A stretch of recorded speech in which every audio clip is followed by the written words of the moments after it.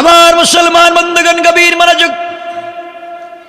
আল্লাহর পয়গম্বর ঘোষণা করলেন মসজিদে, আমি আমার মেয়ে ফাতেমাকে বিয়ে দিতে চাই। মদিনার মসজিদের ভিতরে জুমার সালাতের পরে ঘোষণা করে দিলেন, কেউ কি আছো আমার মেয়েকে বিয়ে করবা? মনে হয় ফাতেমাকে বিয়ে করার লোক নাই। আল্লাহর পয়গম্বর বলেন, কে আছো আমার মেয়ে ফাতেমাকে বিয়ে করবে? ফাতেমাকে বিয়ে দিতে চাই। এই কথা বলবার পরে সাহাবায়ে কেরামের মধ্যে এমন কেউ নাই যে নবীজির কাছে বিয়ের প্রস্তাব দেয়নি ফাতেমার ব্যাপারে। বড় বড় রাজা বাদশাদের ছেলেরা পর্যন্ত বিয়ের প্রস্তাব দিয়েছে, কিন্তু বিয়েতে রাসূল রাজি না। এইভাবে দীর্ঘ কয়েক মাস চলে গেল, শত শত বিয়ের প্রস্তাব আসে, কোন বিয়েতে আল্লাহর পয়গম্বর রাজি হতে চান না। হযরতে আবু বকর, ওমর, উসমান, আলী। উসমান বসলেন, তিনজন বসে বললেন, উসমানকে সবাই বলতেছে আপনার তো শালী, আপনার শ্বশুর, আমাদের তো আপনার শ্বশুর আর সে আমাদের মেয়ে বিয়ে করছে, আমরা তার শ্বশুর। ও উসমান, ফাতেমাকে কোথায় বিয়ে দিয়ে যায়? নবীজি কেন রাজি হন না?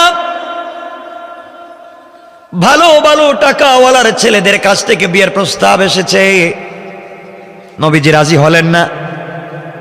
একদিন উসমান আর আবু বকর বলতেছেন, আলীকে ডাক দিয়ে, আলী এদিকে আসো, তুমি কি শুনছো নবীজি মসজিদের ভিতরে ঘোষণা করেছেন ফাতেমার বিয়ের ব্যাপারে?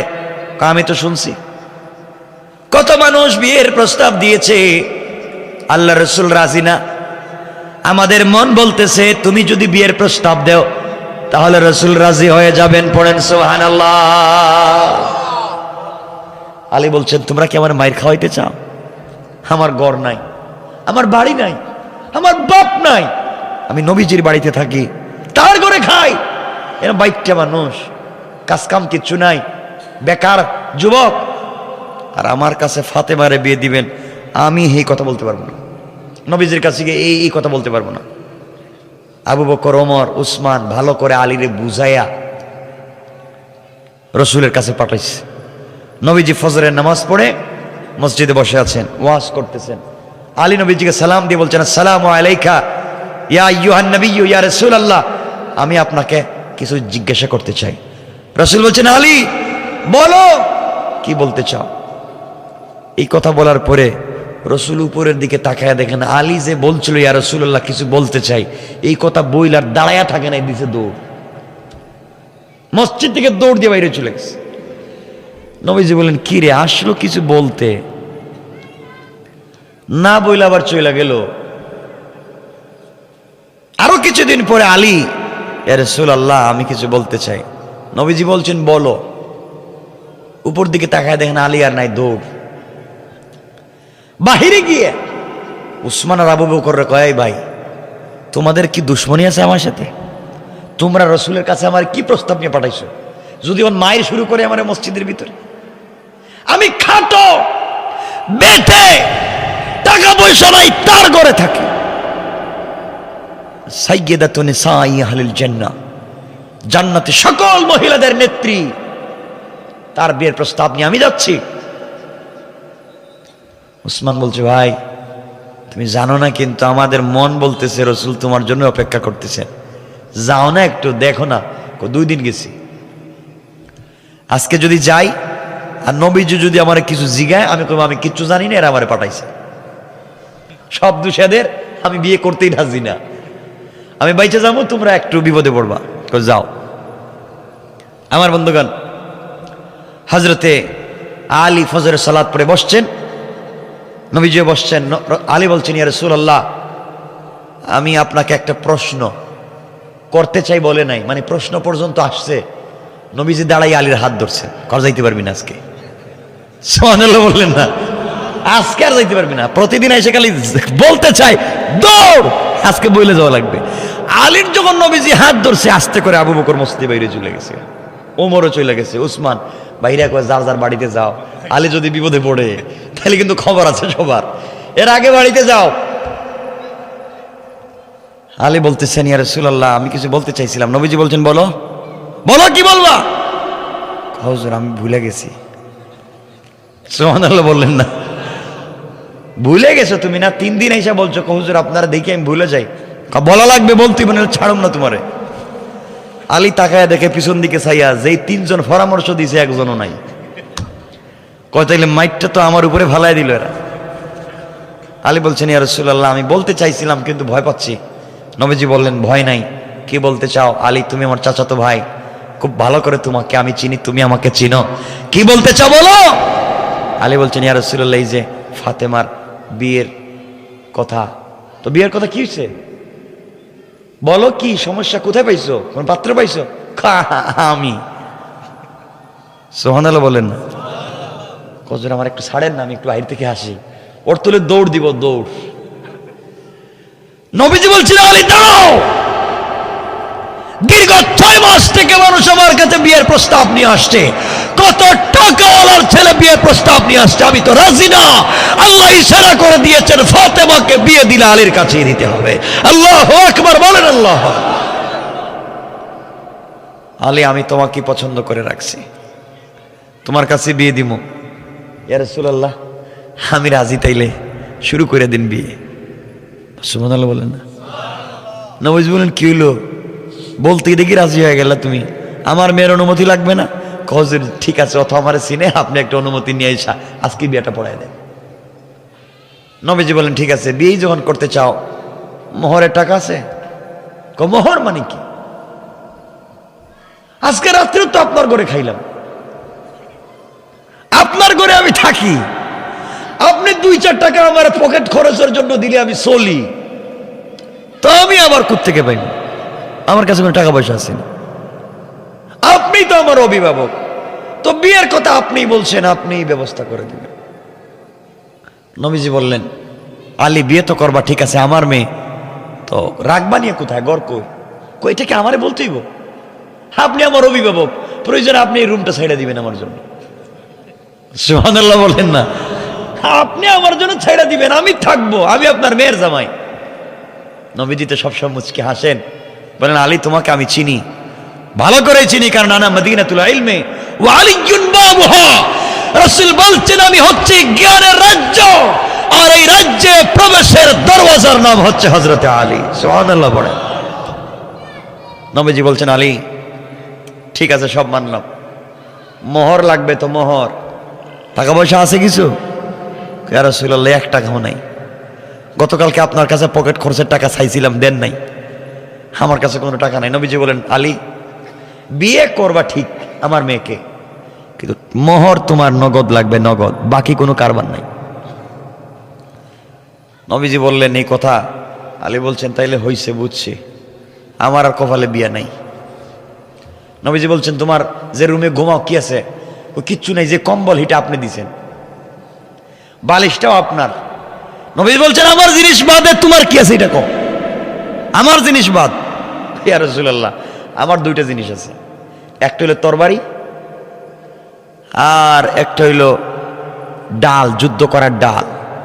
তরবারিটা কিন্তু আমার বাবার দেওয়া, এটা আমার কাছে আছে, আর ডালটা, এই 2 জিনিস ছাড়া আমার কাছে কিছুই নাই। নবীজি বলেন, যাও বিক্রি করে আসো। তাইলের পরে বিক্রি করে আসো, বিয়ে করবা? ঠিক আছে, তাইলে আমি যাই। বিক্রি করার জন্য হযরতে আলী বের হয়েছেন রাস্তা দিয়ে। আমার বন্ধুগণ, আলী যখন যায়, রাস্তার মধ্যে হযরতে ওসমান হাঁটাহাঁটি করে। আলী রাস্তা দিয়ে যাওয়ার সময় ওসমানকে দেখছে, কিন্তু কথা না বলে পাশ কেটে চলে যাচ্ছে। ওসমান বলছেন, ভাই আলী, কোথায় যাও? আমার কাজ আছে। কি কাজ? কোথায় যাইবা? কবে আমার ডিস্টার্ব দিয়ে লাভ নাই, আমি একটু বাজারে যাইতেছি, এগুলা নিয়ে। কেন? ওগুলো আমি বিক্রি করতে চাই। বললে, বিক্রি করে কি করবা? আমি তো বিয়ে করব। বিয়ে করবা মানে কারে? আমি তো ফাতেমারে বিয়ে করব। কই মিয়া, বুদ্ধি দিলাম আমরা, মানে আমাদের না জানাইয়া না বইলে দেখি ডাইরেক্ট যাইতেছ। ভাই টাইম নাই, আমার যাইতে দেন, এগুলো যাইতে দেন, এগুলো সময় না। আমার শালি, আর বিয়ে করবা তুমি, বুঝাইয়া পরামর্শ দিলাম আমি, তুমি আমার ভাইরা ভাই হইবা, আর এখনই দেখতেছি টাইম দিতেছ না। সুবহানাল্লাহ বলেন। ভাই, মোহরের টাকা লাগবে, গরিব মানুষ, টাকা পয়সা নাই, আমি যাই এগুলা বিক্রি করে আসি। হযরত উসমান বললেন, কয় টাকা বিক্রি হবে? আলী বললেন 9 টাকা। উসমান নিজের পকেট থেকে টাকাগুলা দিয়ে দিলেন, বলেন ভাই এগুলো আমার কাছে বিক্রি করে দাও, আর তুমি ওগুলা নিয়ে যাও। হযরতে আলী টাকাগুলা নিয়ে রসুলের পাকের কাছে দিলেন। রসুলের পাক মোহর দিয়া দিলেন, নগদ মোহর দিয়া দিলেন। বিয়ে শুরু হলো। হযরত উসমান চিন্তা করলেন, বিয়েটার পরামর্শ দিয়েছি আমি, তার ডাল তরবারি কিনেছি আমি, আর আলীর তো ডাল তরবারির বড়ই প্রয়োজন। হযরত উসমান এসে আলী এবং ফাতেমার বিয়েতে এই ডাল আর তরবারি আবার গিফট করে দিলেন। সুবহানাল্লাহ বললেন না? উসমানকে চিনেন, বিয়াও হলো, মোহরের টাকাও হলো, আলী তার ডাল তরবারিও পাইলো, কার কাছে হাত পাতা লাগলো না। বলেন না সুবহান। ইসলাম কত সুন্দর, ইসলাম কত সুন্দর। আমার বন্ধুগণ, লম্বা কথা, বিয়ে হয়ে গেল। নবীজি বিয়ের সময় আলীকে কাছে ডাকলেন, ডেকে বলছেন, আলী শোনো, বিয়েতে আমি কিছুই দিতে পারি নাই, আমি খেজুর পাতা দিয়ে বানানো একটা তোশক, পানি উঠাবার জন্য একটা মশক, আর রুটি তৈরি করার জন্য একটা চাক্কি দিয়েছি, আর ছাড়া কিছু দেই নাই। কিন্তু শোনো, ওটা আমার মেয়ে, আমার মেয়েকে তোমার কাছে বিয়ে দিচ্ছি, খবরদার কখনো তার সাথে অন্যায় আচরণ করবা না, তার দিলে তুমি কষ্ট দিও না। ফাতেমা আমার কলিজার টুকরা, আমার শরীরের অংশ। সুবহানাল্লাহ বলেন না? আলীকে বুঝাইয়া দিলেন। ফাতেমাকে ডাক দিয়ে আলাদা রুমে গেলেন, মা তোমাকে আলীর কাছে বিয়ে দিচ্ছি, আলী আমার কলিজার টুকরা সাহাবী, আলী আসাদুল্লাহিল গালিব, আল্লাহর বিজয়ী বাঘ, তোমার স্বামী। মা কখনো আলীর সঙ্গে বেয়াদবি করবা না, কারণ আলী তোমার জান্নাত, আলী তোমার জাহান্নাম। আলীকে সন্তুষ্ট রাখবে, ইয়া রাসূলুল্লাহ, আল্লাহ তোমাকে জান্নাত দিয়ে দিবেন। দুইজনকে সুন্দর করে আলাদা আলাদা করে বুঝাইয়া দিলেন বিশ্বনবী। এইভাবে আপনারাও আপনাদের ছেলে মেয়েদেরকে এভাবে বুঝাতে পারেন। কিন্তু রাসূল পাকের সময় তাদের বিয়ে শুরু হতো নামাজ দিয়া, কুরআন তিলাওয়াত দিয়া, আর আজকালকে আমাদের বিয়ে শাদী শুরু হয় ড্যান্স দিয়া, যাত্রা গান দিয়া। ঠিক কিনা বলেন? এই জন্য বরকত নাই। এই স্বামী স্ত্রী ভালোবাসার মধ্যে কি হলো দেখেন, কষ্ট হচ্ছে না তো? আমার বন্ধুগণ, এক পর্যায়ে বিয়ে হয়ে গেলাম, তাদের ঘর কেমন সুন্দর হয়ে গেল। মুসলমান শোনো, এই আলী আর ফাতেমা সাইয়্যিদাতুন নিসাই আহলিল জান্নাহ, জান্নাতি মহিলাদের সরদারিনী ফাতেমা আসাদুল্লাহিল গালিব।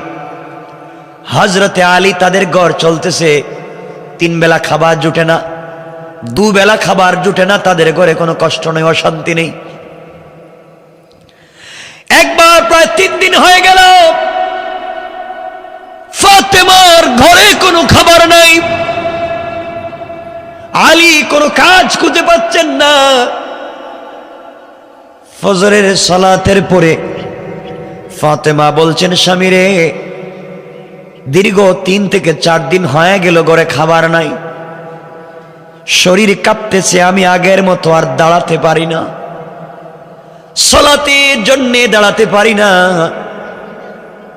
ও আলী, আমি না খেয়ে মারা গেলে আমার কষ্ট নাই, কিন্তু আমার চোখের সামনে যদি আমার কলিজার টুকরা 2টা সন্তান হাসান আর হুসাইন কষ্ট পায়, ওরা যদি কষ্ট পায়, আমি আলী কোনোভাবে ফাতেমা বরদাস্ত করতে পারবো না।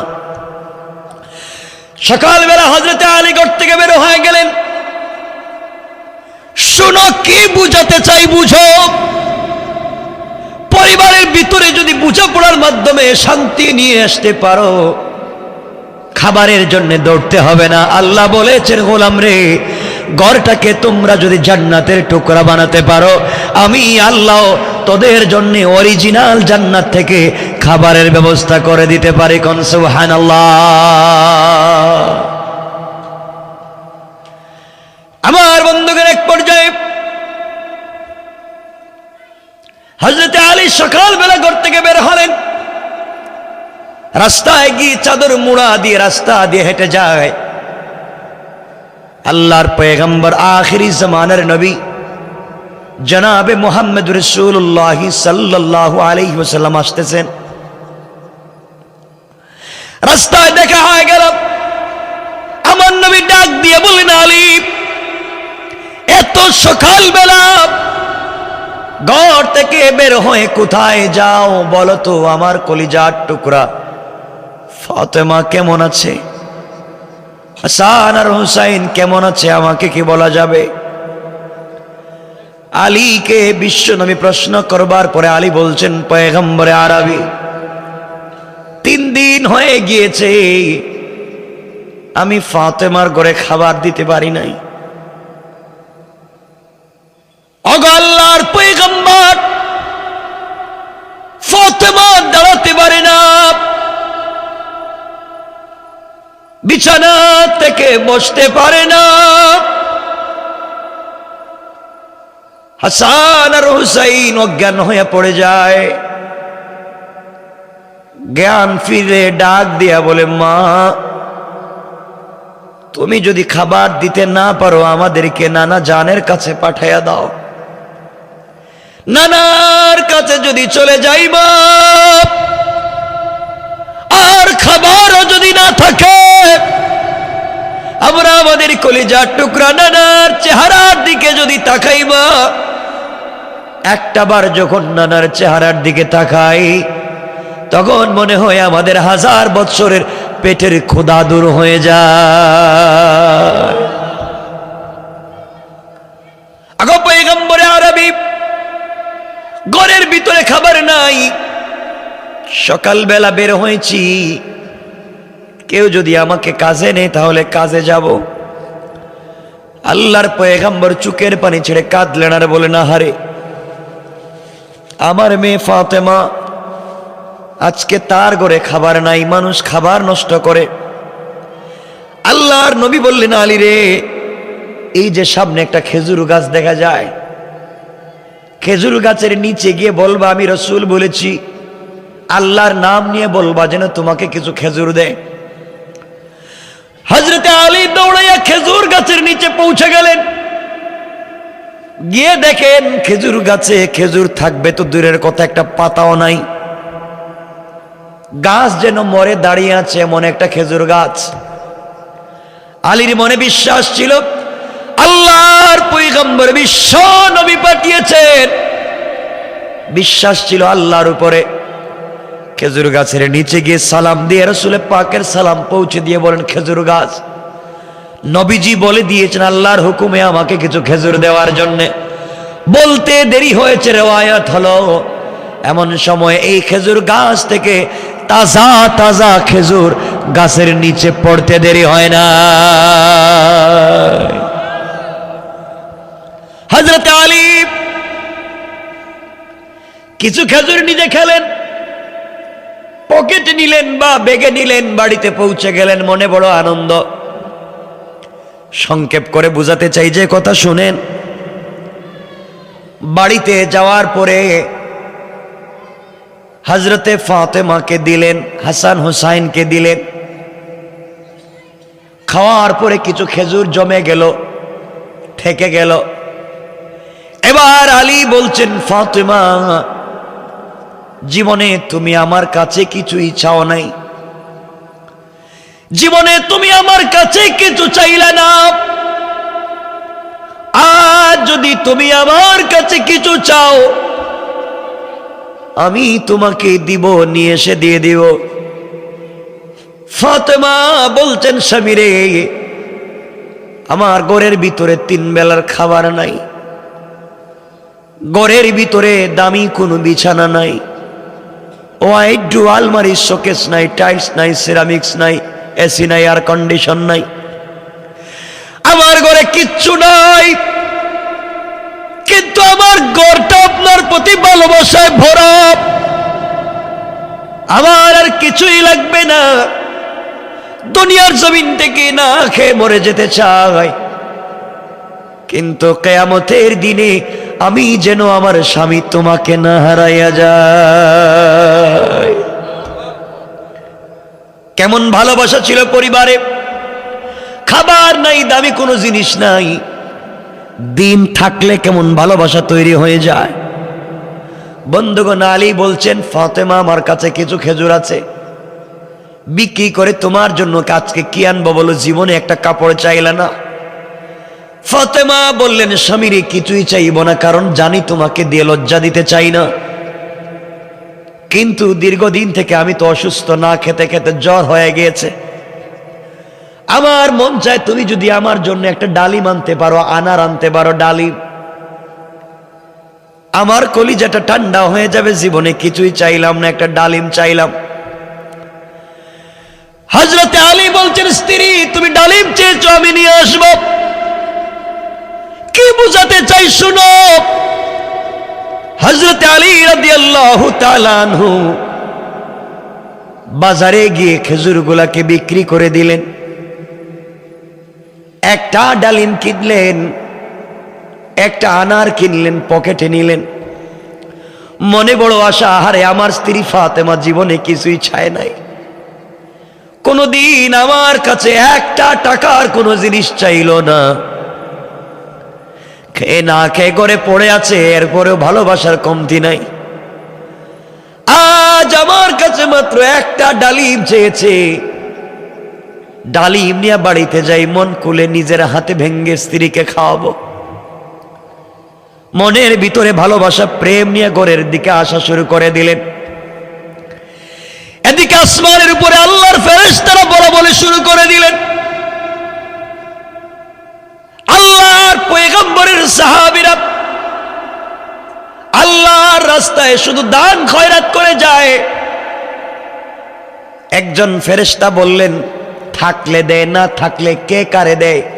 ফেরেশতা বলতেছেন, নবীজির সাহাবীদের চরিত্র হলো থাকলেও দেয়, না থাকলেও দেয়। আল্লাহ ডাক দিয়ে বললেন, ফেরেশতারা এই ব্যাপার নিয়ে ঝগড়া করার দরকার নাই। জমিনের দিকে তাকায়া দেখো, আমার একটা গরিব গোলাম সাহাবী আলী বাড়িতে যায়। আমার আলীকে পরীক্ষা করে দেখো,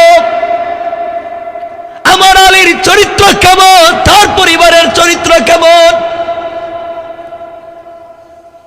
একজন ফেরেশতা মানুষের সুরত ধরে ভিখারির বেশে চাদর দিয়ে মুড়া দিয়া রাস্তার মধ্যখানে বসে বসে কাঁপতেছে আর কাঁপতেছে। আলী যখন রাস্তা দিয়ে চলে যায়, ডাক দিয়া বলছেন, ও আলী আপনি কোথায় যান, আপনি কোথায় যান? আলী বললেন, আমি বাড়িতে যাই। ফেরেশতা ভিক্ষুকের বেশ নিয়ে বলছেন, আলী রে, প্রায় সপ্তাহ দিন হয়ে গেল, খাবার নাই, না খেয়ে কলিজাটা শুকিয়ে যায়। তোমার কাছে যদি কোনো খাবারের জিনিস থাকে আমাকে দাও। আলী বলছেন, বাইরে তোমাকে দেওয়ার মতো আমার কাছে কিছুই নাই। ফেরেশতা ডেকে বলছেন, আলী রে, তোমার পকেটে তো একটা ডালিম দেখা যায়, তুই না বললা কেন? আমরা হইলে বলতাম তোমার চোখে ঠাডা পড়ছে। আমার জীবনে স্ত্রী কিছুই চায় না, একটা ডালিম চাইছে, তার দিকে তোমার চোখ গেল। আলী বললেন, ও ভিক্ষুক তুমি শোনো, বাড়িতে আমার স্ত্রী বড় অসুস্থ, দীর্ঘদিন পর্যন্ত জ্বর হয়েছে, আমার জীবনে তার কাছে কোনোদিন কিছুই দিতে পারি নাই। আজকে আমার কাছে একটা ডালিম চাইছে, জ্বরে আক্রান্ত হয়েছে, বাড়িতে নিয়ে যাই। ফেরেশতা বলতেছেন, ভাই বুঝতে পেরেছি, আমাকে দেওয়ার দরকার নাই, কিন্তু আল্লাহর ওয়াস্তে যদি দেও তাহলে আমি নিব।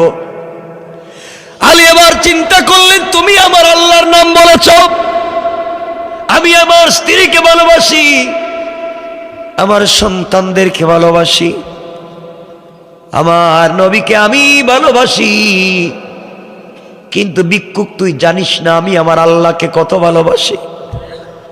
তুমি আমার আল্লাহর নাম বলেছ, যে আল্লাহর জন্য আমি আলী জীবন পর্যন্ত দিতে পারি, এই আল্লাহর নাম তুমি এই মুহূর্তে বলেছ। ও ভিক্ষুক, আল্লাহর নাম বললে কাউকে ফিরিয়ে দেওয়া যায় না, কিন্তু ডালিম আছে মাত্র একটা, তোমাকে দিয়ে দিলে বাড়িতে গিয়ে কি জবাব দিব? ভাইরে তুমি অর্ধেকটা খেয়ে ফেলো, অর্ধেকটা বাড়িতে নিয়ে যায়। হযরত আলী ডালিম অর্ধেক এই ফকির বেশের ফেরেশতাকে দিয়ে দিলেন, অর্ধেক ডালিম নিয়ে বাড়ির দিকে রওনা দিলেন। ফকির ডাক দিয়ে বলছে, আলী রে, আপনি যায়েন না, আপনি আমার সামনে বসে পড়েন, আপনার চেহারা দেখে দেখে আমি খাবো, আমার কলিজাটা ঠান্ডা হয়ে যাবে, আপনি সুযোগ দেন। হযরত আলী বসে পড়লেন। এই ভিক্ষুক বেশের ফেরেশতা ডালিমের অর্ধেক খাওয়ার পরে বলতেছে, আলী রে, আমি তো অর্ধেক ডালিম খেয়েছি, আমার মনে হয় আমার কলিজার অর্ধেক ঠান্ডা হয়ে গিয়েছে, বাকি অর্ধেকটা যদি দেও পুরা কলিজা ঠান্ডা হয়ে যাবে, শান্তি পাবো। আলী ডাক দিয়া বললেন, বাইরে তোমার কি বিবেক নাই? আমি আমার অসুস্থ স্ত্রীর জন্য নিয়ে যাই, তুমি কি বলছো? ভিক্ষুক ডাক দিয়া বলছে, আলী রে, আমার জন্য না, তুমি যদি আল্লাহর ওয়াস্তে দাও। সুবহানাল্লাহ বললেন না? এবার আলী বললেন, আবার আমার আল্লাহর নাম বলেছো, আমার আল্লাহর নাম যেহেতু আবার নিয়েছো, আমি তোমাকে বাকি অর্ধেকও দিয়ে দিলাম। বাকি অর্ধেক দিয়ে এখন বাড়ির দিকে যায়, আর চিন্তা করে এখন কেমনে বাড়িতে যাব, এক কদম যায়, দুই কদম পিছনে যায়। বাড়িতে গিয়ে কি জবাব দিব স্ত্রীকে? স্ত্রী যদি বলে, একটা ডালিম বলছিলাম আনতে পারলা না, তুমি কেমন জামাই? কথা বলেন নাকি? তোমার কাছে একটা ডালিম চাইলাম, তুমি দিতে পারলা না। হযরত আলী কষ্ট করে সারাদিন ঘোরাঘুরি করে সন্ধ্যার পরে বাড়িতে ঢুকে গিয়েছেন। বাড়ির ভিতরে ঢুকে দেখেন স্ত্রী ঘরের ভিতরে হাঁটাহাঁটি করতেছেন। হযরতে ফাতেমা মাথায় হাত দিয়ে দেখেন জ্বর অনেকটুকুন কমে গিয়েছে। কথা না বাড়িয়ে ফাতেমাকে বললেন, ফাতেমা চলো ঘুমিয়ে যাই। এর অর্থ হলো কোনোভাবে যেন তার মনে ডালিমটা না আসে, তাহলে বেইজ্জত হয়ে যাব, বেইজ্জতি থাকবে না। ঘুমিয়ে গিয়েছেন আর আল্লাহর কাছে বলতেছেন, আল্লাহ তাআলা, কোনোভাবে যদি ডালিমের কথা মনে না হয়, এভাবে যদি রাত্র শেষ হয়ে যায়, সকাল বেলা আমি একটা ব্যবস্থা করে দেব। এইভাবে চিৎকার করে করে কান্না করে ঘুমিয়ে পড়লেন। রাত্র যখন গভীর হয়ে গিয়েছে, দুনিয়ার মানুষ ঘুমিয়ে গিয়েছে, এমন সময়ে হযরতে আলী শুনেন কে যেন দরজায় ডাক দিছে। আলী বললেন, কে রে, কে দরজায় ডাক দিলা? বাহির থেকে আওয়াজ আসছে, আনা সালমান ফারসি, আমি রাসূলের প্রিয় সাহাবী সালমান ফারসি। ও সালমান, তুমি এত রাত্রে আমি আলীর দরবারে ঘরে কেন আসছো? বাইরে তুমি দরওয়াজা খুলে দাও, খুলে দাও, তোমার জন্য সুসংবাদ নিয়ে এসেছি। এই মুহূর্তে আল্লাহ রাব্বুল ইজ্জত ওয়াল জালাল তোমার জন্য জান্নাত থেকে ডালিম পাঠিয়ে দিয়েছে। আল্লাহু আকবার। হযরত আলী দরজা খুলে দিলেন, ডালিমগুলা হাতে নিলেন, এক একটা করে গুনতে লাগলেন। আমার বন্ধুগণ, গোনা হলো, গনে দেখেন 9টা ডালিম। জিজ্ঞেস করলেন, সালমান, তুমি আমার সঙ্গে কেন দুষ্টামি করলা? হয়তো তুমি কারো গাছ থেকে নিয়ে এসেছো, অথবা কেউ দিয়েছে, আল্লাহ দেন নাই। হযরতে সালমান বলছেন, আলী রে, তুমি কেমনে বুঝলে আল্লাহ দেন নাই? আলী বলছেন, ভাই সালমান, আজকের দিনে আমি আল্লাহর রাস্তায় একটা ডালিম দান করেছি, আর আমার আল্লাহ বলেছেন, মান জাবিল হাসানাতি ফালাহু আশরু আমসালিহা, যে আল্লাহ রাস্তায় 1 দিবে, কমপক্ষে আল্লাহ দিলে তাকে 10 দিবেন। আজ তুমি আমি আল্লাহর রাস্তায় একটা ডালিম দিয়েছি, আল্লাহ দিলে তো আমাকে 10টা দিবে, এখানে দেখতেছি 9টা। সুবহানাল্লাহ বললেন না? এই জন্যে বুঝতে পেরেছি আল্লাহ পাঠান নাই, তুমি কোনো বাগান থেকে নিয়ে এসেছো, আমার সঙ্গে দুষ্টামি করেছ। সালমান বললেন, ভাই একজন বলছিল 10টা দিবে, দিছে 9টা, তো আমার দোষ কি আপনারা এখানে না কেন? আলী ডাক দিয়া বললেন, সালমান, আমি যদি মনে করতাম আমার আল্লাহর নাই, গরিব ফকির, তাহলে মানতাম। আমার আল্লাহ তো গরিব না।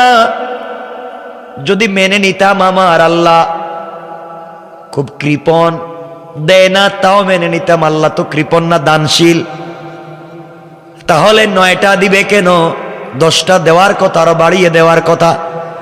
তুমি বুয়া কার গাছ থেকে নিয়ে এসে আমাকে বুঝাচ্ছ, চলে যাও। হযরতে সালমানকে ঘর থেকে বের করে দরজা লাগায় দিলেন। আবার ঘরের দরজায় নক করলেন। হযরতে আলী দরজা খুলে দিলেন। সালমান বলছেন, ভাই আলী রে, আল্লাহর রাসূল আমাকে ঠিক 10টা দিছিলেন, আল্লাহ 10টাই জান্নাত থেকে পাঠাইছেন। তোমার ঈমান পরীক্ষা করবার জন্য একটা আমার পকেটে রেখে দিছিলাম। সুবহানাল্লাহ বললেন না? বুঝতে চাইছিলাম তোমার ঈমান কেমন। দেখলাম রাসূলের সাহাবীরা 10এ বিশ্বাস করে, 9এ বিশ্বাস করে না। এমন ঈমান একদিনে তৈরি হয় না। পরিবারের ভিতরে যদি আন্তরিকতা থাকে, এমন ঈমান তৈরি হতে পারে। কোন ঠিক কিনা? আমার বন্ধুগণ, কষ্ট হচ্ছে ভাই? সোয়া 12টা হয়ে গেছে, সঙ্গে করে দে, লম্বা করার দরকার নেই। হ্যাঁ বাপরে বাপ, গতকালকে একটা 10 হয়েছে, তো আজকে 10 পর্যন্ত করবো না? গতকালকে উঠছে দেরিতে, তো আজকে উঠলাম তো অনেক আগে উঠলাম। কয় ঘন্টা হয়েছে হিসাব আছে? 2 ঘন্টার উপরে। কষ্ট হচ্ছে না? কয় না, কষ্ট হচ্ছে দেখতেছি যে মাঝে মাঝে মুরব্বীরা উঠে 1জন 2জন বসে প্রস্রাবে ধরে, মনে হাজত আছে। কষ্ট হচ্ছে? একটু হাত উঠে দেখান কার কার কষ্ট হচ্ছে না। হচ্ছে না বলছি, ঠিক আছে না? কষ্ট হচ্ছে না তো? আল্লাহ কবুল করুক। জোরে বলেন, আর আওয়াজ করে বলেন, চিৎকার করে বলেন আমিন। এমন পরিবার চাইতো? ইনশাল্লাহটা বলেন না। আমার বন্ধুগণ, আমার ভাইরা, কথা তো লম্বা, আমি পরিবারকে বুঝাতে চাই। কে বুঝাতে চাই শুনেন। আমার ভাইরা, পরিবারকে সুন্দর পরিবার করুন, বুঝাপড়ার পরিবার বানান।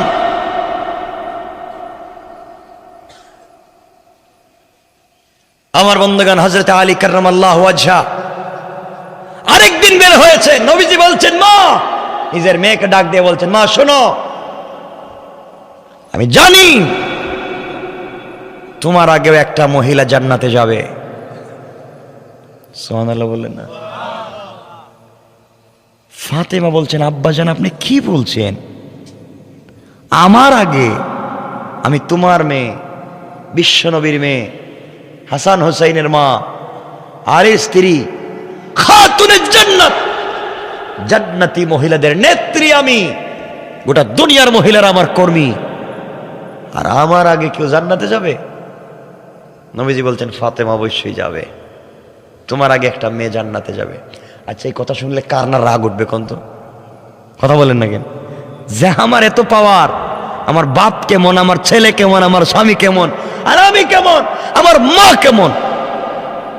আমার মা হচ্ছেন এই পৃথিবীর প্রথম মুসলিম নারী, খাদিজাতুল কুবরা, যাকে স্বয়ং সালাম দিয়েছেন আল্লাহ।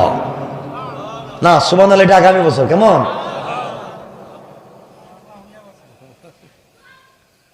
এমন মায়ের মেয়ে, এমন বাবার মেয়ে, আর আমার আগে একটা মহিলা জান্নাতে যাবে। বাপ, বিশ্বাস করি না, আপনি আমার এটা বুঝেন কেমনে? নবীজি বলেন, মা বুঝবা, একটু সময় নাও। হযরতে ফাতেমা বলছেন, বাপ আমারে বুঝাই দিতে হইব কেমনে আমার আগে আরেকটা মহিলা জান্নাতে যায়।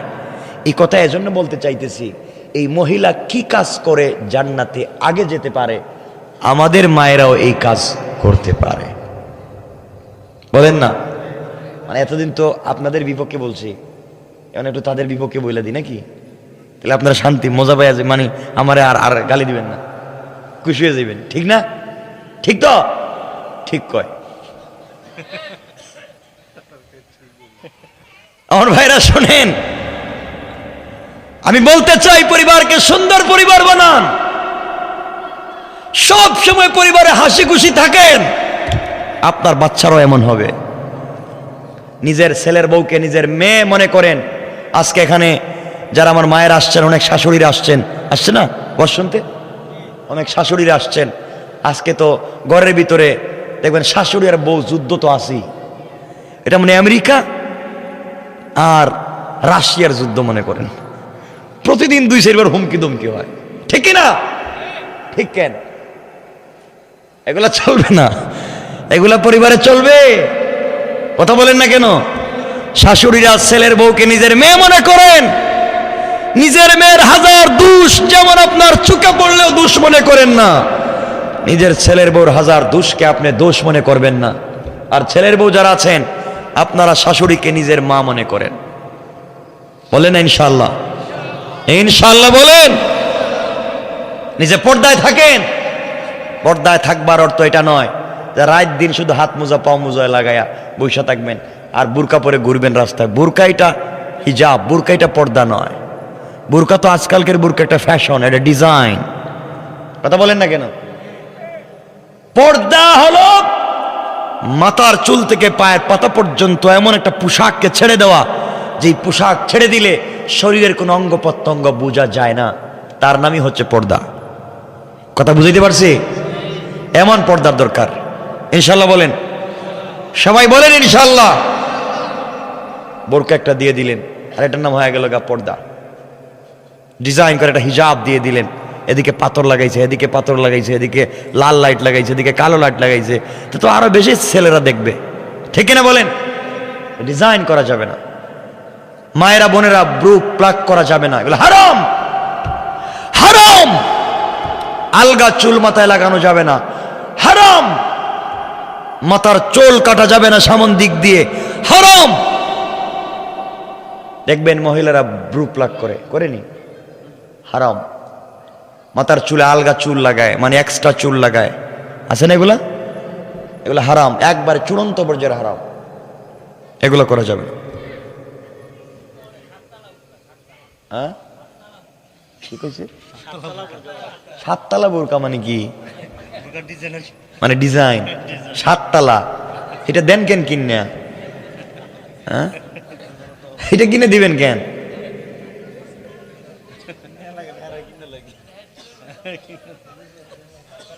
মহিলাদেরকে মার্কেটে দিবেন কেন? তাদের নিজের মতো চলতে দিবেন কেন? ঘরকে সুন্দর ঘর বানান। ফজরের সময় বাচ্চা কাচ্চা সহ নারী পুরুষ সবাই ঘুম থেকে উঠে যান, পরিবারের সবাই ওযু করেন, নামাজ শুরু করেন। ঘরকে সুন্দর করে দিবেন কে? আওয়াজ করে বলেন কে? হযরতে ফাতেমাকে রাসূল পাক বলছেন, মা তোমার আগে একটা মেয়ে জান্নাতে যাবে। ফাতেমা বলছেন, বাপ এগুলো বুঝি না, আমার আগে জান্নাতে যাবে, মেয়েটারে দেখাই লাগবে না? দেখা লাগবে না? না আপনাদের দেখা লাগবে নি না জানা লাগবে? এই মেয়েটা কে? সেই মেয়ে যে আমার আগে জান্নাতে যাবে, সে কাজটা কি করছে আমি জানতে চাই। নবীজি বললেন, মা তুমি জানতে পারবে। এর আগে তোমার কাছ থেকে একটা ঘটনা জানতে চাই। কি ঘটনা বাবা? ঘটনা হলো, মা তোমাকে যে আমি একটা শাড়ি দিয়েছিলাম, বিয়ের সময় একটা কাপড় দিয়েছিলাম, কাপড়, এই কাপড়টা কোথায়? আমি তোমাকে কিছুই দিতে পারি নাই, বিয়ের দিনে একটা গিফট দিয়েছিলাম কাপড়, ওটা কোথায়? বাবা আমি এগুলা বিক্রি করে দিয়েছি।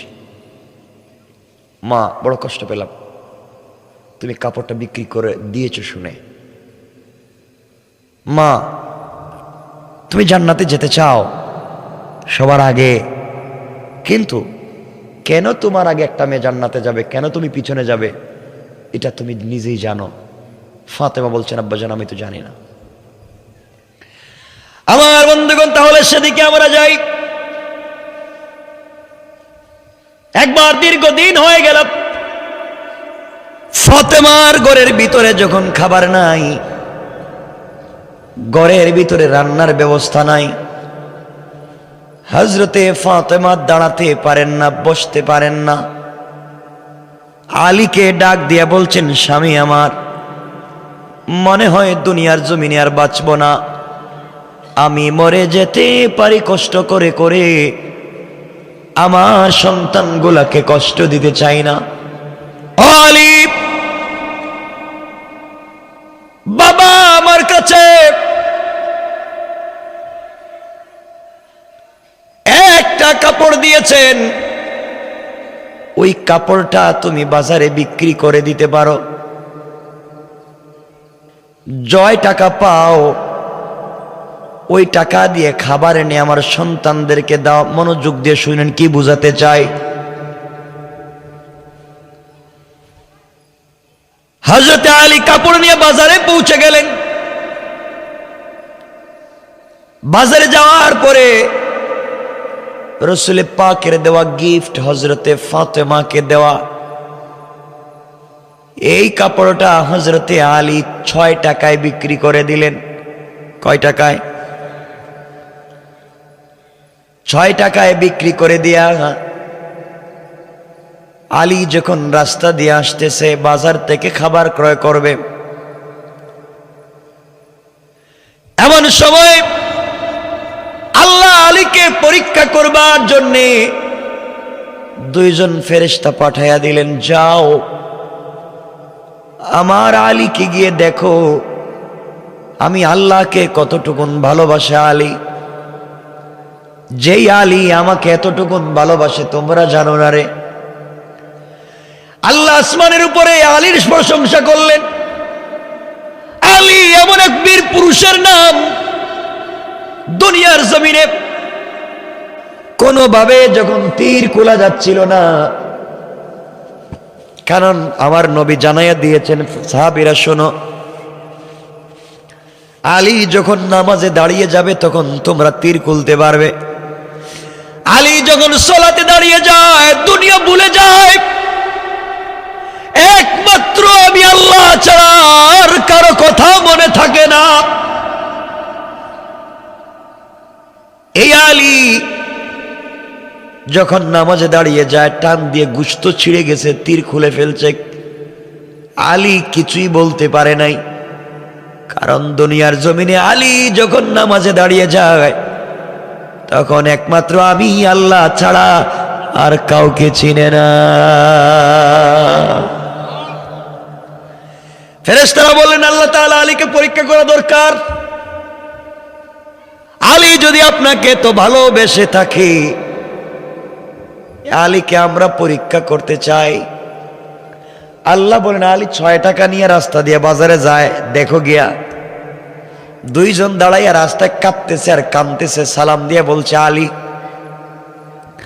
আমাদের 2 জনের পরিবার, আমরা ভিনদেশী মানুষ, এই দেশে আমাদের বাড়ি না, আইসা আমরা বিপদে পড়ে গিয়েছি, আল্লাহর ওয়াস্তে যদি আমাদেরকে কিছু দেও আমরা সন্তানদের জন্য নিব।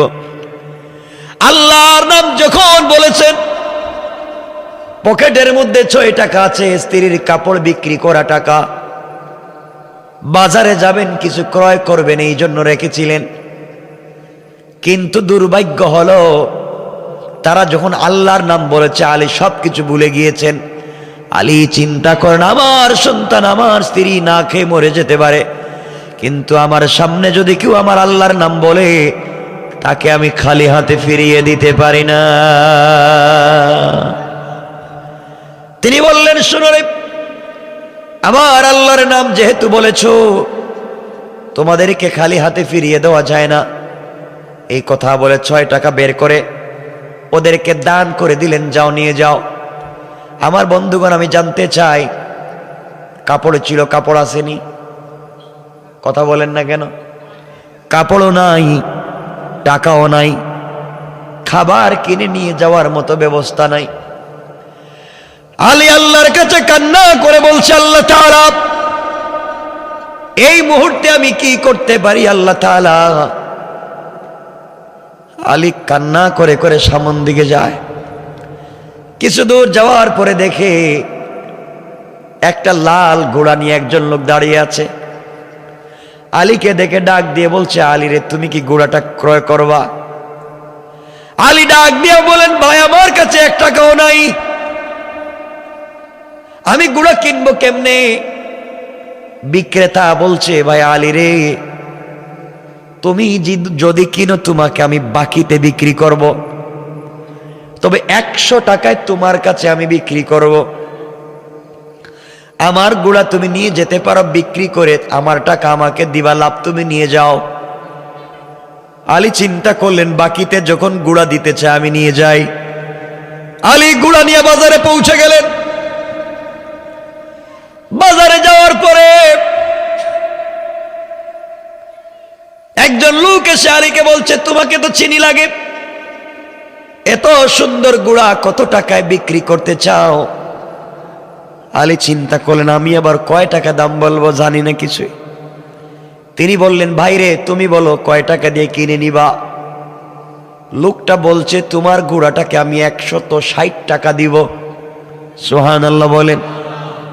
আলী চিন্তা করলেন, 160 টাকা মানে 100 টাকা মালিকরে দিলে 60 টাকা লাভ, দামাদামি করে লাভ নেই, এমন কাস্টমারকে ফিরিয়ে দেওয়া যায় না।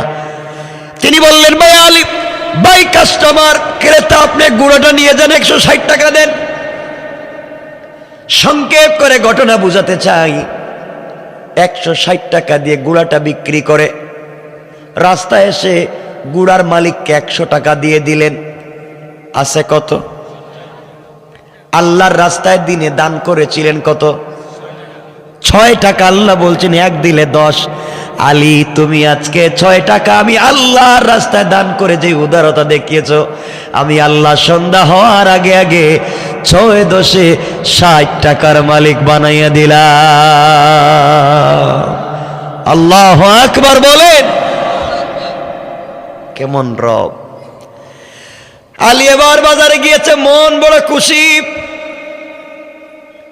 আগে 6 টাকার খাবার কিনবার কথা ছিল, এখন বাজারে গিয়ে 60 টাকার কিনছে। কম হইছে না বেশি? খাবার কিনে কাঁধের মধ্যে নিয়েছেন, স্ত্রীর জন্য কিছু কেনাকাটা করেছেন। বাড়ির দিকে যান, কাঁধের মধ্যে বস্তা। বাড়ির দরজায় গিয়ে হাজির হয়ে গিয়েছেন।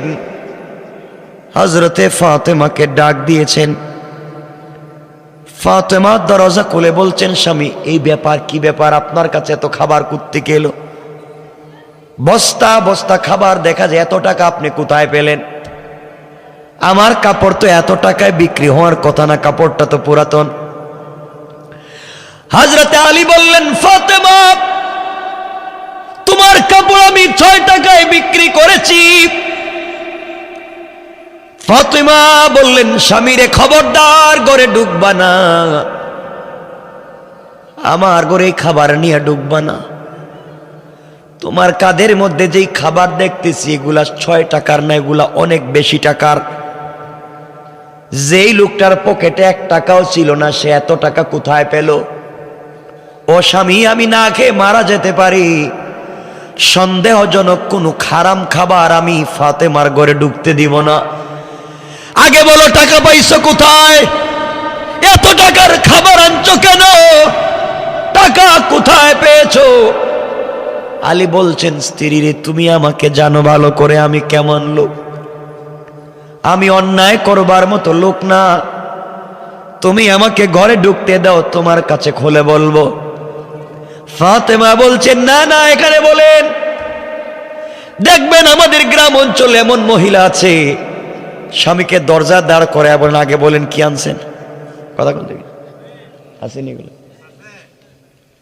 কি আনছেন আগে বলেন, ঘরে ঢুকতে দিতাম না। আসেনি? এখন খুব খুশি আপনারা। আমাদের এলাকায় গ্রামগঞ্জে এমন মহিলা আছে। ও যুবক, তোমাদেরকে বলছি, কিছু যুবক আছে বিয়ের আগে মা বাপকে দেখতে পারে, বিয়ার পরে বউ যা কয় তাই শুনে মা বাপরা দেখতে পারে না।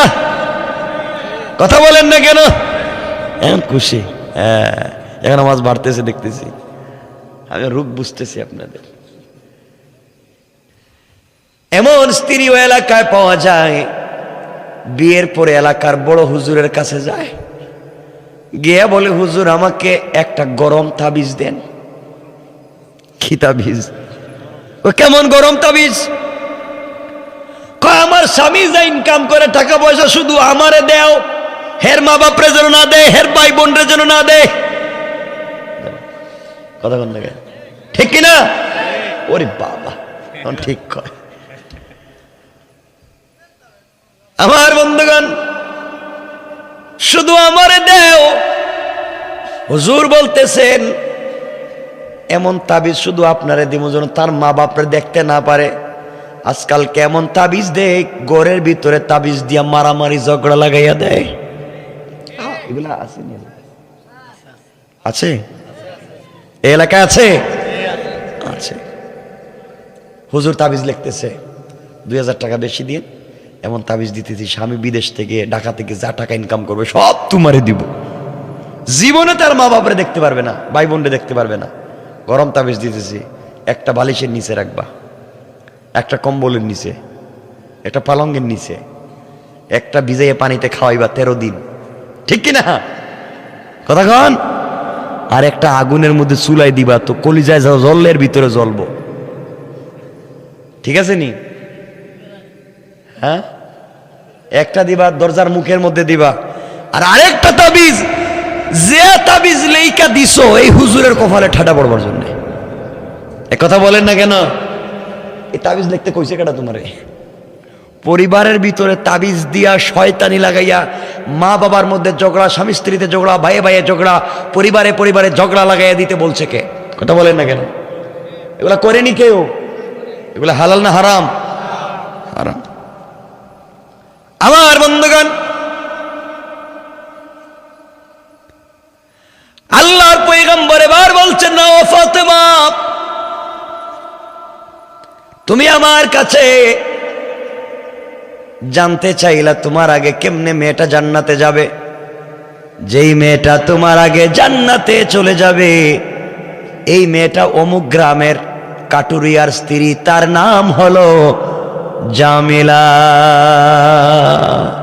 সুবহানাল্লাহ বলেন। আব্বা, কাটুরিয়ার মেয়ে স্ত্রী আমার আগে জান্নাতে যাবে, আর আমি তোমার মেয়ে, আমি মেয়েরা দেখা লাগবে। নবীজি বলেন যাও, এই হলো তার ঠিকানা, তার সঙ্গে দেখা করে আসো। কেমন মেয়ে যাই না আসো। আমার বন্ধুগণ, এক পর্যায়ে হযরতে ফাতেমা পরের দিন সকালবেলা ফজরের সালাত পড়ে কাটুরিয়া স্ত্রীর বাড়িতে পৌঁছে গেলেন। সংক্ষেপ করে বুঝাই, দরজায় গিয়ে নক করলেন। ঘরের ভিতর থেকে আওয়াজ আসছে, কে আপনি? আমি ফাতেমা, বিশ্ব নবীর মেয়ে, এসেছি আপনার সঙ্গে দেখা করার জন্যে। দিনের বেলা ঘরের দরওয়াজা বন্ধ করে রেখে দিয়েছেন কেন? দরজা খুলেন, ঘরে ঢুকতে চাই।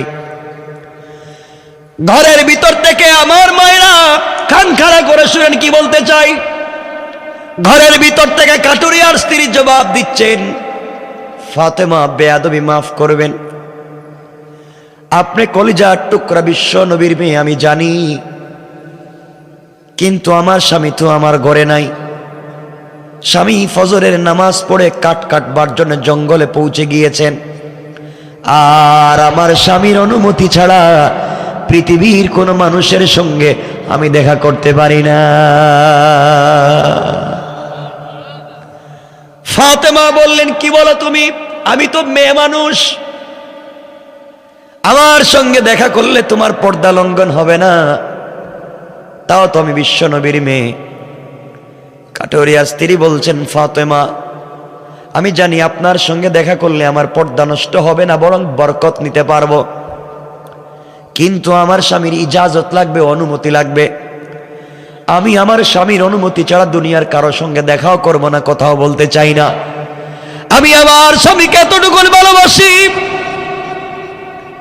আমার স্বামী কাট কাটলে কি হবে? স্বামীর সঙ্গে জান্নাতে যেতে চাই, দুনিয়ার জমিনে তার আমানত রক্ষা করতে চাই। আমি স্বামীর ঘরে স্বামীর অনুমতি ছাড়া কাউকে ঢোকাতে পারবো না। ও ফাতেমা, বেয়াদবি নিবেন না, আপনি ব্যাক করে বাড়িতে পৌঁছে যান, আগামীকালকে সকালবেলা আবার আসবেন। আমি আপনার ব্যাপারে আমি আমার স্বামীর কাছ থেকে অনুমতি নিয়ে রাখবো। চিন্তা করে একটা কাটুরিয়ার মেয়ে একজন মহিলার সঙ্গে দেখা করতে চায় না স্বামীর অনুমতি ছাড়া। আর আপনার আমার স্ত্রী, গ্রামের মহিলারা স্বামীর অনুমতি কি, স্বামী তো কই তাকে কই যায়, স্ত্রী স্বামীও জানে না। ঠিক কিনা বলেন? এখন ঠিক করবেন। আমার বন্ধুগণ, এক পর্যায়ে হযরতি ফাতেমা চলে আসলেন। পরের দিন সকালবেলা যখন ব্যাক করে চলে যাবেন, আবার যাবেন কাঠুরিয়ার বাড়িতে, হযরতে হাসান জড়াইয়া বলছেন, মা গতকালকে সকালবেলা কোথায় গিয়েছিলা, তোমাকে খুঁজে পাই না, আজ আমাকে না নিয়ে তুমি যাইতে পারবা না। ফাতেমা ডাক দিয়া বললেন, বাবারে আমাকে একা যেতে দাও। হাসান বলছেন, আম্মা জান তুমি আমাকে না নিয়ে যাইতে পারবা না। ফাতেমা বললেন, বাবা চলো আমার সঙ্গে চলো। হযরতে ফাতেমা হাসানকে নিয়ে চলে গেলেন। কাটুরিয়ার বাড়িতে পৌঁছে সালাম দিয়ে বললেন, বোন আমি গতকালকের ফাতেমা আসছি, দরজা খুলে দাও। হাসান বলতেছেন, আম্মা জান বুঝতে পেরেছি গতকালকে আপনি ওই জায়গায় এসেছিলেন। ঘরের ভিতর থেকে কাটুরিয়ার স্ত্রী জামেলা ডাক দিয়া বলছেন, বোন ফাতেমা দরজা খুলে দিতে পারি, আপনি এসেছেন, কিন্তু আপনার কাছে একটা পুরুষ বাচ্চার আওয়াজ শোনা যায়, সে কে? ফাতেমা বললেন, আমার ছেলে, ও প্রাপ্তবয়স্ক নাবালিগ হাসান আমার সঙ্গে এসেছে, দরজা খুলে দাও। কাটুরিয়ার স্ত্রী জামেলা বলছেন, বোন ফাতেমা বেয়াদবি নিবেন না, আমি আমার স্বামীর কাছ থেকে আপনার ব্যাপারে অনুমতি নিয়ে রাখছি, কিন্তু হাসানের সঙ্গে দেখা করবার অনুমতি নেই নাই। আপনি আজও বেক করে চলে যান, আগামীকালকে আসবেন, আমি হাসানের ব্যাপারেও অনুমতি নিয়ে রাখবো। পড়েন সুবহানাল্লাহ। ফাতেমা বললেন, বোনরে আমার ছেলে নাবালিগ ছেলে, তার সামনে বের হলে কিছু হবে না। কাটুরিয়ার স্ত্রী বলছেন, ফাতেমা আমি জানি কিছু হবে না, কিন্তু আমার স্বামী তো আমাকে অনুমতি দেয় নাই, আর আমার স্বামী অনুমতি না দিলে আজরাইল ছাড়া ঘরে কাউকে ঢুকতে দিতে পারি না। চিন্তা করেন কেমন আমানতদার। হযরতে ফাতেমা জবিক করে চলে আসলেন। পরের দিন সকালবেলা তিনি যখন চলে যাবেন, হযরতে হুসাইন মাকে জড়াইয়া বলতেছে, আম্মা জান গতকালকে সকালবেলা ভাইকে নিয়ে কই গেছিলা, আমাকে নেও নাই, আজ কিন্তু আমাকে না নিয়ে যাইতে পারবা না। হযরতে ফাতেমা নাসুর বান্দা হুসাইনকে রেখে যেতে পারলেন না। আজ হুসাইন সাথে গেল। কাটুরিয়ার বাড়িতে পৌঁছার পরে সালাম দিয়া বলছেন, বোনরে দরজা খুলে দাও, আমি ফাতেমা এসছি, গতকালকে যে এসেছিলাম। হুসাইন বলতেছেন, আম্মা জান গতকালকে বাইরে নিয়ে তুমি এই বাড়িতে আসছিলা। এবার কাটুরিয়ার স্ত্রী বলছেন, ও ফাতেমা আজ আরেকটা ছেলে মানুষের কণ্ঠ শোনা যায়। ফাতেমা বলেন, ওটা আমার ছোট ছেলে হুসাইন। জামেলা বলছেন, বোন বেয়াদবি নিবেন না, আপনি চলে যান, আজও আমি দেখা করতে পারবো না, কারণ হুসাইনের ব্যাপারে স্বামীর সঙ্গে কোনো কথা বলি নাই, আর স্বামীর অনুমতি ছাড়া আমি দুনিয়ার কারো সঙ্গে কথা বলতে পারবো না, দেখা করতে পারবো না। বিরক্ত হয়ে চলে আসলেন। চতুর্থ দিন গিয়েছেন, একা একা গিয়েছেন, দরজায় নক করে বলছেন, ফাতেমা এসছি, দরজা খোলো। মহিলা দরজা খুলে সালাম দিয়েছেন। ফাতেমা ঘরের ভিতরে ঢুকলেন। ঘরের ভিতরে ঢুকে কি আশ্চর্য কারবার! ঘরের দরজার মধ্যে দেখা যায় একটা দড়ি রাখা, ঘরের দরজা একটা ছড়ি রাখা মানুষকে পিটাবার জন্যে, ঘরের দরজার সামনে একটা চাকু রাখা, ছুরি রাখা। জিজ্ঞাসা করলেন, ও জামেলা এগুলা কি? জামেলা বলছেন, ফাতেমা আমি সব সময় স্বামীর আনুগত্য থাকতে চাই, আমার গলার কণ্ঠস্বর যেন কোনো কারণে স্বামীর উপরে না যায়, সকল কাজে আমি স্বামীকে সন্তুষ্ট করতে চাই, কোনোভাবেই যেন স্বামীর সঙ্গে আমার বেয়াদবি না হয়ে যায়। এরপরেও কোনো কথায় স্বামী যদি আমার কোনো কাজে কষ্ট পায়, ঘরের দরজায় দড়ি রেখে দিয়েছি, স্বামীকে বলে দিয়েছি, স্বামী রে আমার কোনো আচরণে যদি আপনি কষ্ট পান, এই দড়ি দিয়ে আমাকে আচ্ছা মতো করে বাঁধবেন, এই ছড়ি দিয়ে আচ্ছা মতো করে আপনি পিটাইবেন। এই ছুরি দিছি, বড় অপরাধ করলে হত্যা করে দুনিয়া থেকে বিদায় দিবেন। আমি আমার স্বামীর বিরুদ্ধে চলে স্বামীকে কষ্ট দিয়ে দুনিয়ার জমিনে 1 মিনিটও থাকতে চাই না। আমার স্বামী কষ্ট পায়, আমার স্বামীর দিলে আঘাত লাগে, ব্যথা লাগে, এমন কোনো কাজ আমি করতে চাই না। আমি স্বামীর ভক্তি, স্বামীর সাথে জান্নাতে যেতে চাই। হযরতে ফাতেমা চোখের পানি ছেড়ে দিলেন, বাড়িতে ব্যাক করে চলে আসলেন। বাবার কাছে লম্বা কথা, বাবার কাছে গিয়ে বলেন, আব্বা জান মহিলার বাড়িতে গিয়েছিলাম, মহিলার চরিত্র সম্পর্কে জেনেছি, সব বুঝলাম। ওই মহিলা জান্নাতি, এতে সন্দেহ নাই। স্বামীকে বড় ভক্তি করে, স্বামীর শ্রদ্ধা করে, স্বামীকে সম্মান করে, স্বামীর কণ্ঠের উপরে কথা বলতে চায় না। সব ঠিক আছে, আমি মানছি বাবা জান্নাতি, কিন্তু আমার আগে কেমনে জান্নাতি আমাকে বুঝাও, আমাকে বুঝাও, আমার আগে কেমনে জান্নাতে যাবে। নবীজি বললেন, মা রে, ও মা তুমি শুনো, ওই মেয়েটা স্বামীর সঙ্গে কি আচরণ করে। একটা কথায় স্বামীকে কষ্ট দিতে চায় না। আর তুমি চিন্তা করো, ওই দিনের ঘটনা, যেই দিন আলী খাবার নিয়ে তোমার ঘরের দরজায় গিয়েছিল, মা রে তুমি আমার মেয়ে হাসান হুসাইনের মা, তোমার স্বামীকে দরজায় দাঁড় করাইয়া তুমি কেন হিসাব চাইলে?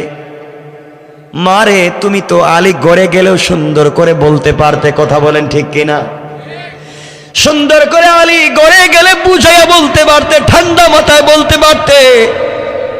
ওই জায়গায় তুমি তাকাইয়া দেখো কাটুরিয়ার স্ত্রী জামেলার কি চরিত্র আর কি ব্যবহার, স্বামীর সঙ্গে জামেলার কি আচরণ হয়েছে। ওই দিন তুমি আলীর সঙ্গে কি আচরণ করেছ? আলীর সঙ্গে ওই একটা কথা বলেছ তুমি, জামেলা জিন্দেগি তুই কাজটা করে নাই, এই জন্যে তোমার আগে 1 পয়েন্ট পৌঁছে গিয়েছে। তোমার আগে জান্নাতে যাওয়ার জন্যে স্বামীর সন্তুষ্টি তার জন্য বড় কাজ করে দিয়েছে। বলেন সুবহানাল্লাহ। ফাতেমা বলছেন, আব্বা জানের পরও বুঝি নাই। বলেন। এবার নবী বলছেন, ফাতেমা তাহলে বুঝো,